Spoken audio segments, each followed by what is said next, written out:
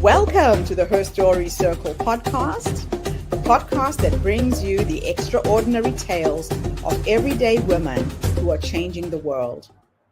I'm your host, Gertrude Mache, and I'd like to acknowledge traditional custodians of the land on which we meet today. I also like to pay my respects to elders, past, present, and emerging. Every week, we dive into the lives, challenges, and triumphs of women from all four corners of the globe. We're here to inspire, enlighten, and connect, sharing stories that uplift and empower. So grab a cup of coffee, settle in, and join us as we explore the incredible journeys of women shaping our future. This is Her Story, where every woman's voice matters. Hello, everybody, and welcome back to the Her Story Circle. This is Gertrude Mache here in beautiful Melbourne, Australia. And today I am graced with the presence of yet another fascinating young woman. Welcome, welcome, welcome to our tribe. Please tell everybody your full name, where you're based, and share your story with us today.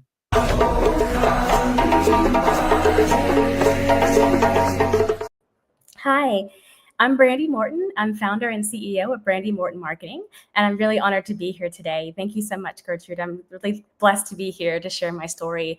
I work with B2B SaaS and tech companies as a growth strategist and fractional head of marketing in Atlanta, Georgia.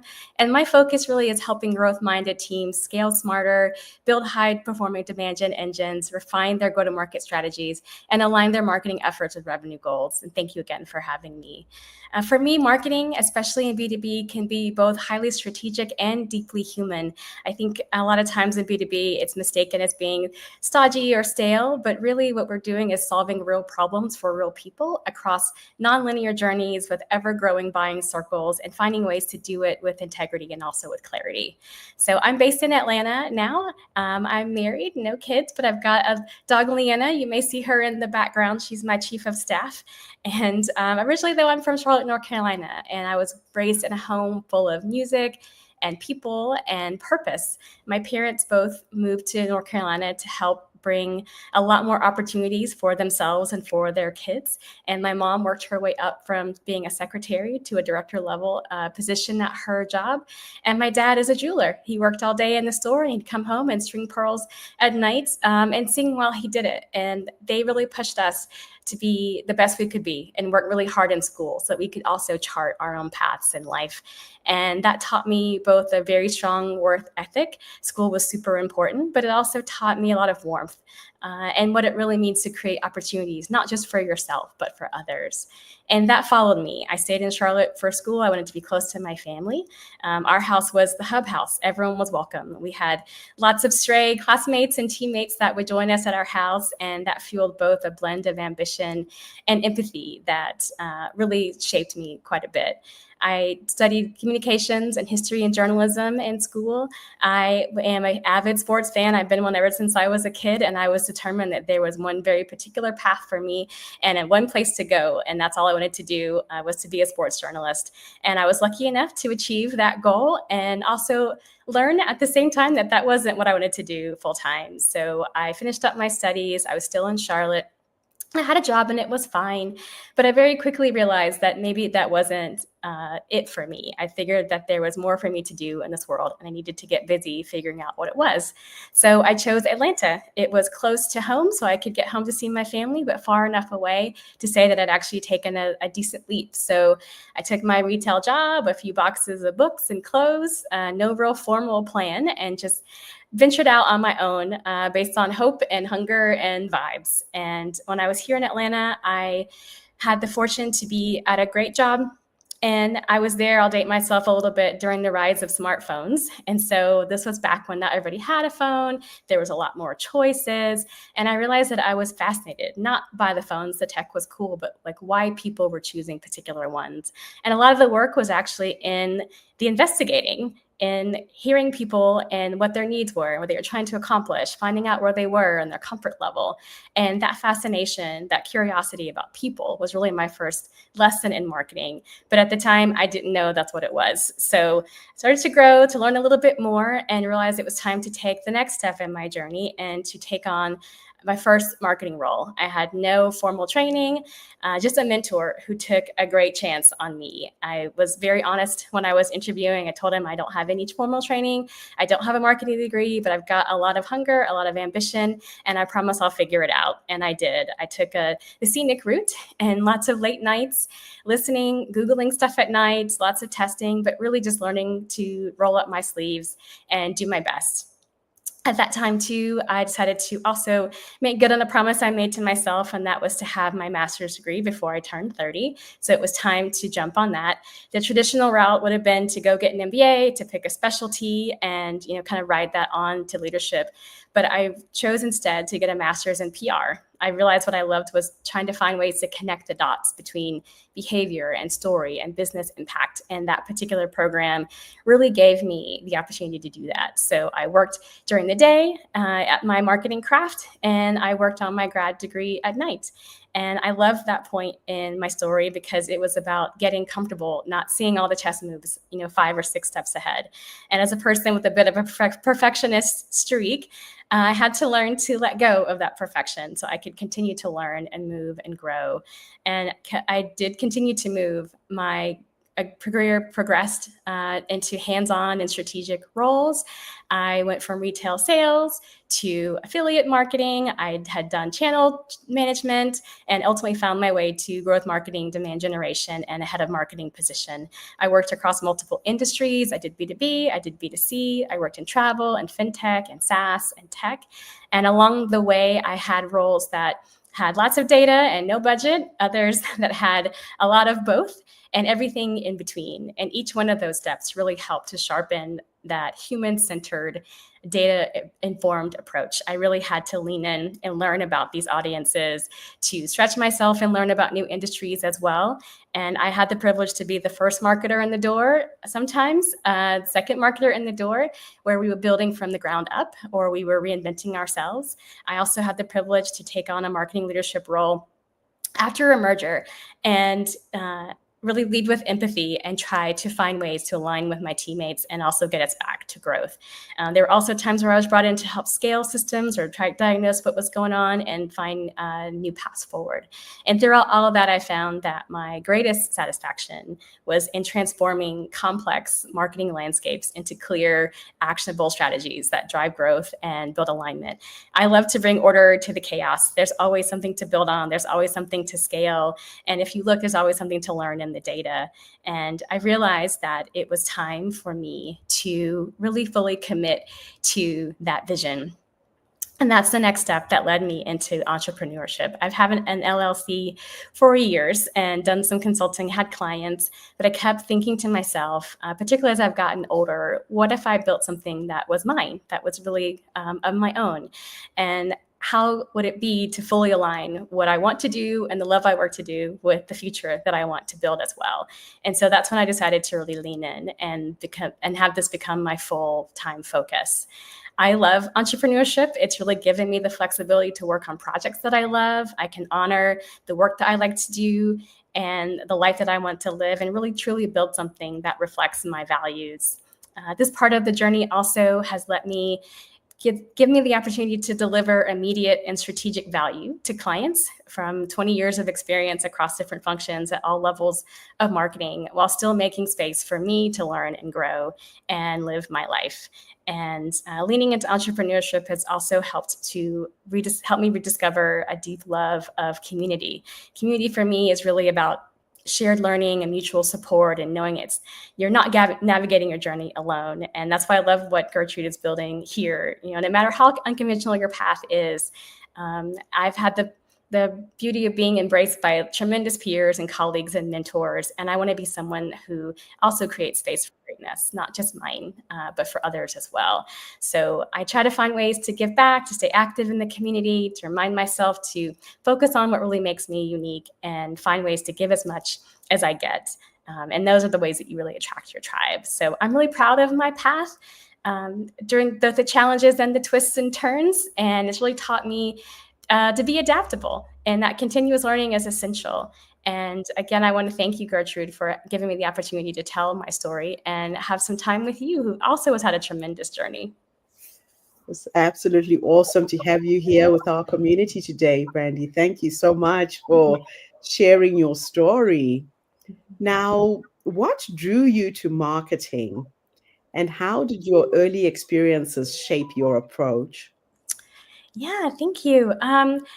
I think I was just drawn to the fact that I love to figure out how and why people made the decisions that they did, and what their motivations were, and how can we get from where we are to where we want to be. And a lot of that is marketing. Marketing is both science and math and psychology. And I was, as I mentioned, really pushed in school and a really avid learner. And so it brought up together all of those different disciplines. And once I figured out that's what it was, that was my path. And I knew I needed to pursue it.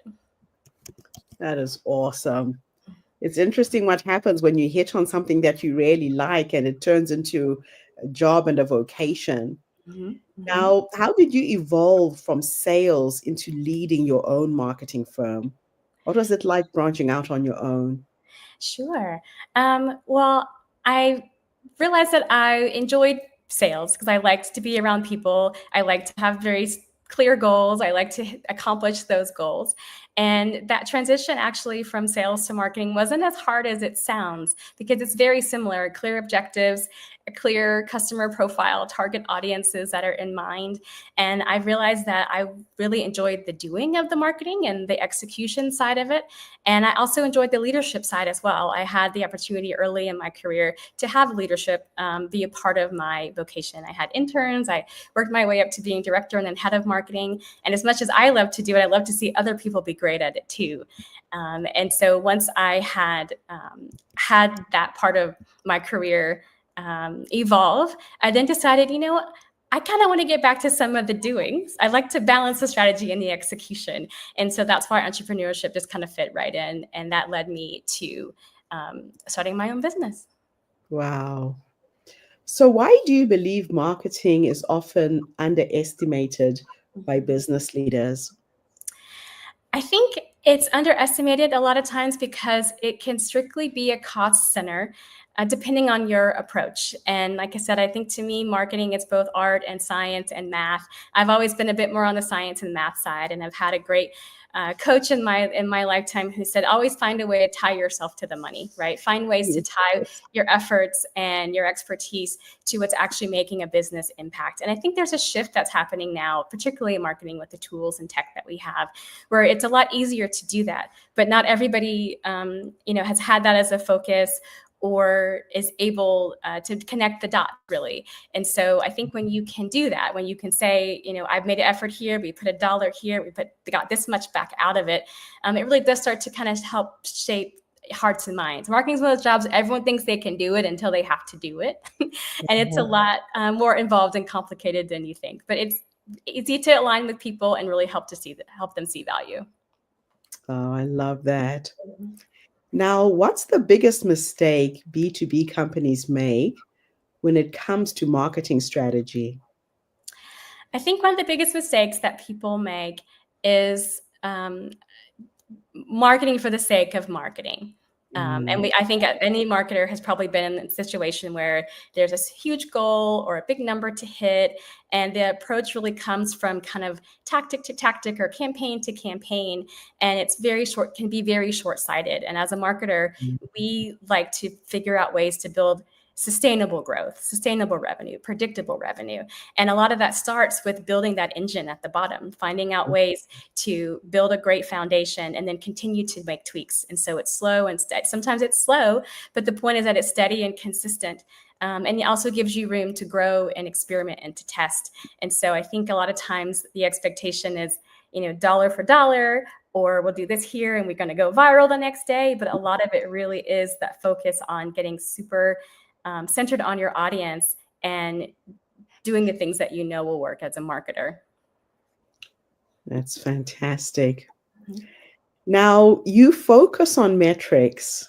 Mm-hmm. What are the numbers every founder should be tracking? That's an excellent question. And Mm, I will say the metrics that matter are the ones that you can trust, the ones that you can prove, and the ones that you can continue to iterate on. I know I've worked, like I said, places where there was not a lot of data or systems were not connected, but there's always some level of data. So start with what you have.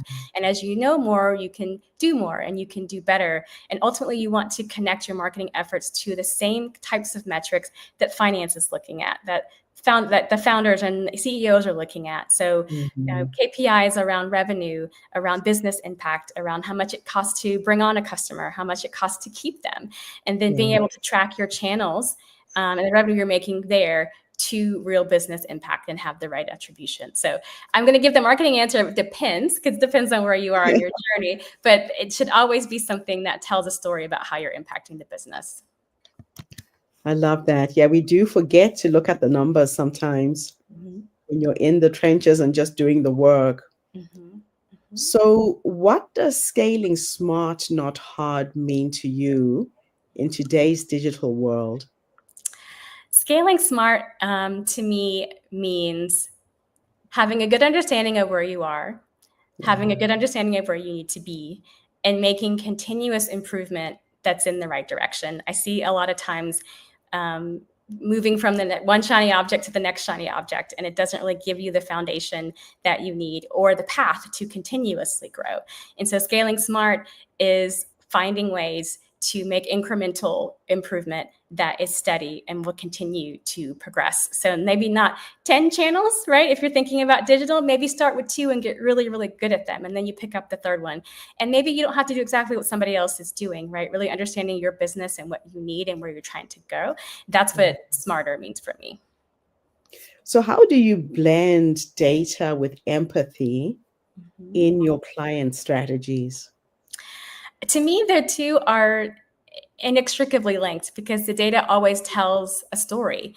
The Yeah. data is how you brought a buyer in. The data tells you what messages or pain points or challenges you help them to solve for. It helps you connect the dots between that first touch that you had with them to that moment where they got the aha and they're ready to move forward with you. And so Yeah. being data centric is very much linked to being audience focused because that's where your data comes from. It comes from your audience. It comes from what you're trying to help them solve for. And they're giving you intent, they're giving you signals, they're giving you feedback. And there's so much of that to consume and make sense of that can really give you Mhm. actionable insights. Oh, wow. Now, I know that throughout your career, you've had ups and downs. Mhm. What was your biggest failure and what did you learn from it? My biggest failure for my career was deciding to try to make my path be linear when I really needed Mhm. to give myself the grace to take a different path. I came to that realization to pursue my master's in PR after I had taken the GMAT like 4 times because I felt like, okay, if I'm going to be a business person, this is what business people do, right? They get an MBA, they pick a specialty. Mine can be marketing. That would be great. And instead of really just taking that step back to say, you know what, that path's not for me. I shouldn't be trying to fit myself into a space that's not for me. There's nothing wrong with an MBA, by the way. It's really hard to do, and big kudos to people that have them. But I feel like I lost a lot of time and energy when I could have just been a bit more honest with myself and been like, you know what, we're gonna find the thing that gives me energy, the thing that makes me feel like I'm going the right way, and not the thing that I'm banging my head against the wall for. That's fantastic. Mhm. Now, how do you help organizations shift from chaos to clarity in their marketing? Yeah. What I always do when I'm talking to clients or potential clients, and even in my career as a full time person, was to take that audit, take that step back and really understand what resources we have, where we're trying to go. Are we focused on our audiences? And then what are the ways that we can continue layering on successes? So a lot of times there are people who don't know where their marketing dollars are going, or they know they've spent it here, but they don't see it come out there. Or they're at a low level of their marketing maturity, which every company goes through at some point. And so it's finding out where they are, aligning with them, and starting with the simplest things first. I think a lot of times we try to go with whatever's shiny or things that are complex because it feels like it's busy. But sometimes it's just as small as a little bit of competitive research. It's just as small as talking to a customer, or even just looking back at a couple of reports and looking for that next, kind of nugget or thing we may have missed. So a lot of it is taking a step back and getting a good assessment of where we are. Yeah, that's not an easy thing for most people to do when they're working in their business, right? Yes, absolutely.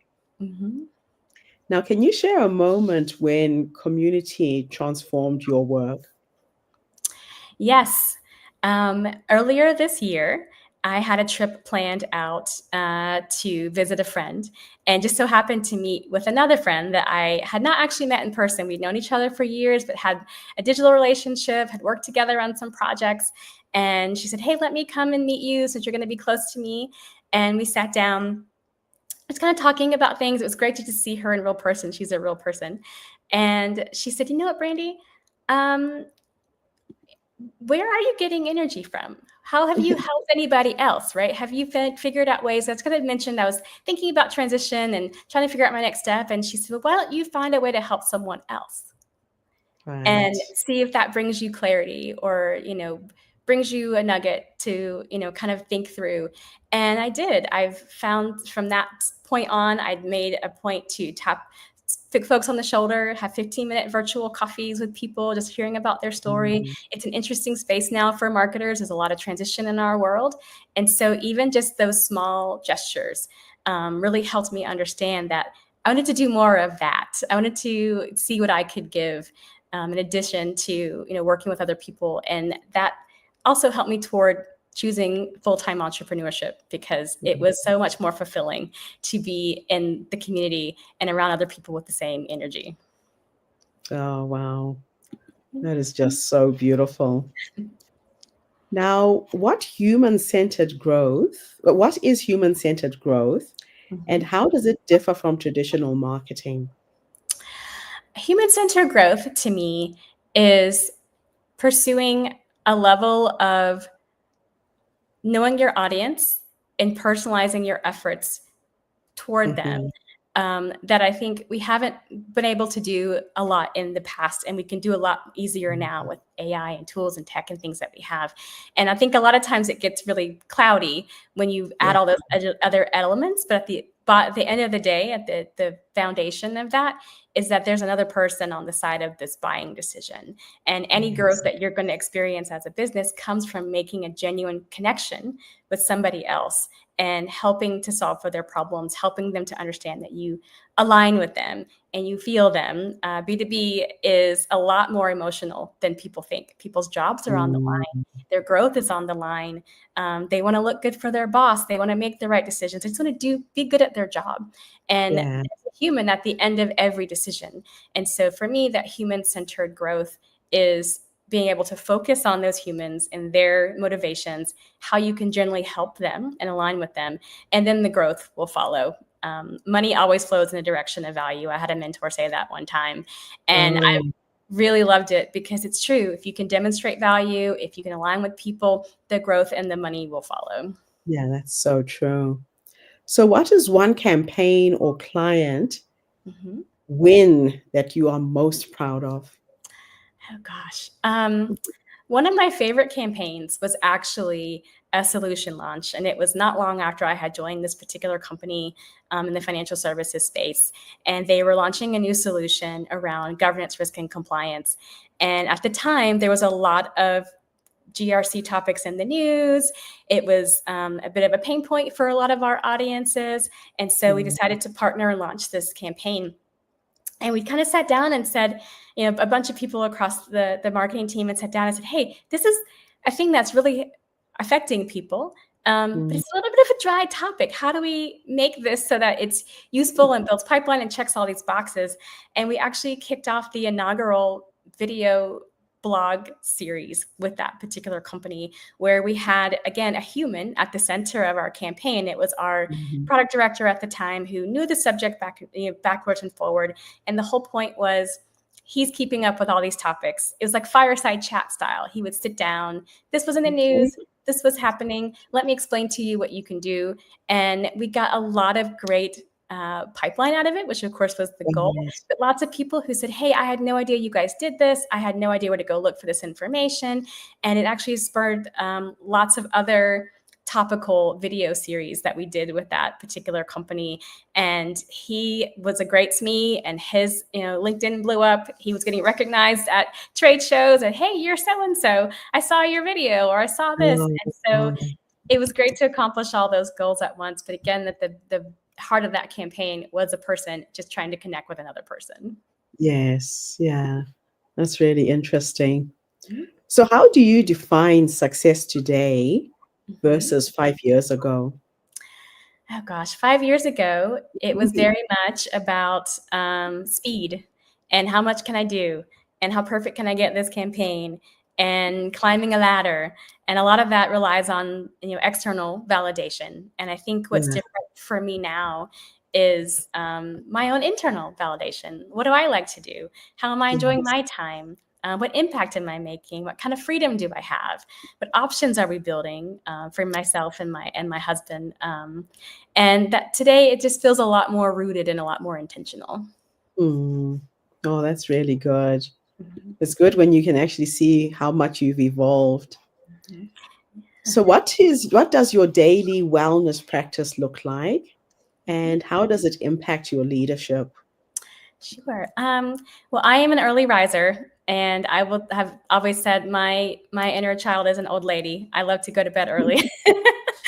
So I really try to prioritize daily movement and spending time outside. So I strength train, I run, I kickbox.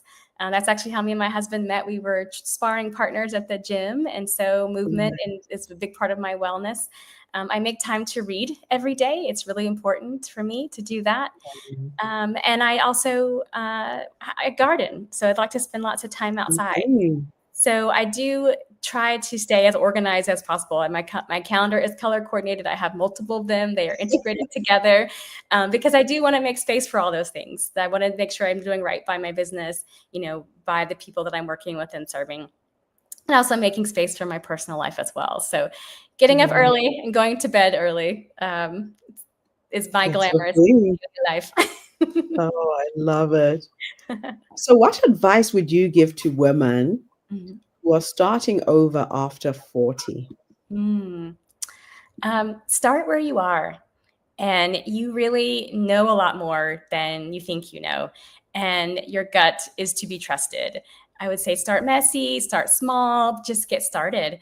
And go and gravitate to where your energy is taking you. Your experience, your unconventional path, everything you've been through is your superpower. And so really channel into that. And good luck. And let me know if you need help. I'm here always to support and lend an ear. But you can do it. Absolutely inspiring and fantastic. So my last question for you is, how do you approach marketing in a male-dominated industries? It's got to be pretty challenging. I will say I decided to value authenticity over everything. And I have had the pleasure of having lots of great male bosses, lots of great female bosses, everything in between. And I think when you are striving to be good at what you do and you stay teachable and you stand up for yourself and create the right kind of boundaries, then your results will speak for themselves. And you also will have the discernment to understand or recognize a place that's not honoring you or serving you and figure out what to do in that situation. And you don't have to shout, you don't have to take on a different persona. Just show up and be yourself. And in those kind of situations, I choose to focus on clarity and confidence and outcomes. Oh, that is just beautiful. Well, listen, thank you so much for coming online today and sharing your wisdom and your story with our community. It's been absolutely wonderful getting to know you and the work that you're doing. Thank you so much. Thank you for having me. It's been quite a pleasure. And again, I really appreciate all that you're doing in the community and the opportunity to be here. And thank you to everybody who tuned in. The Her Story Circle is not just a podcast. We're a social impact movement that brings you the stories and voices of women from all over the world. We share our stories to uplift you, to inspire you, to energize you, but most importantly, to take you from where you are now to where you're trying to go. So if you are sitting at home listening to this podcast, maybe you're in your office and you are looking for expert help with your marketing and growth, Brandy is the person you should be getting in touch with. I have her website at the bottom of the screen. Please reach out. Don't try and reinvent the wheel and do things the hard way. I'll be back again tomorrow, everybody, with yet another amazing guest. In the meantime, have a fantastic day, morning, or evening, wherever you are in the world. And Brandy, thanks again for the interview. Thank you. Bye for now, everybody. Thank you for tuning into the Her Story Circle podcast. I hope today's story has inspired you to believe in the power of our stories and the difference you can make in the world when you use your voice. I'm Gertrude Mache, and it's been an honor to share this space with you, where voices from all walks of life come together to weave a rich tapestry of diverse perspectives.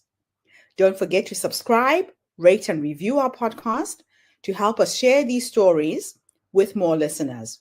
Follow us on social media by looking for the Her Story Circle podcast for more updates. And join us tomorrow for another episode filled with courage, resilience, and empowerment. Remember, your story matters, and together we're building a stronger, more inclusive world. Until next time, keep making her story.